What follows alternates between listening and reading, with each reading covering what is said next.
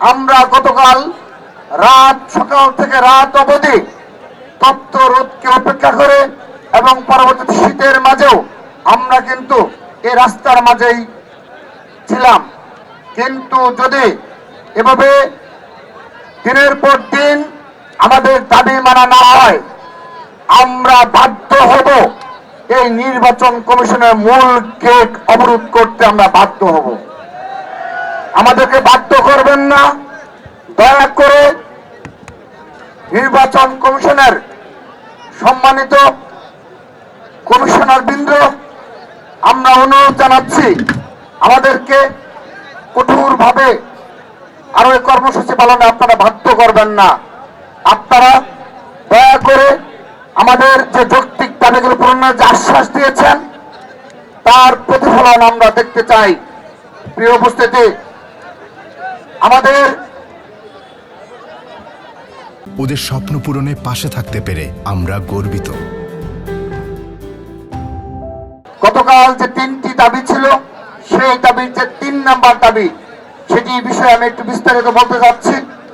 আপনারা অবগত রয়েছেন যে শাহজালাল বিজ্ঞান ও প্রযুক্তি বিশ্ববিদ্যালয়ে কেন্দ্রীয় ছাত্র সংসদ নির্বাচনে যে উদ্ভূত পরিস্থিতি ক্রিয়েট করা হয়েছে, আপনি সেই পরিস্থিতিকে বিগত 5টি নির্বাচনের সাথে তুলনা করতে পারেন।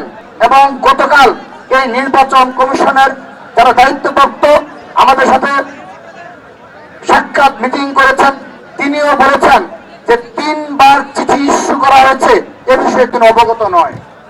আবারও বলছি, 3বার এই শাহজালাল বিজ্ঞান ও প্রযুক্তি বিশ্ববিদ্যালয়ের ছাত্র সংসদ নির্বাচন নিয়ে 3বার চিঠি ইস্যু করা হয়েছে, এ বিষয়ে তারা কেউ অবগত নয়। তারা শুধু একটি চিঠির বিষয়ে অবগত, যে চিঠির মাধ্যমে তারা এই সকল নির্বাচন বন্ধ ঘোষণা করেছিল।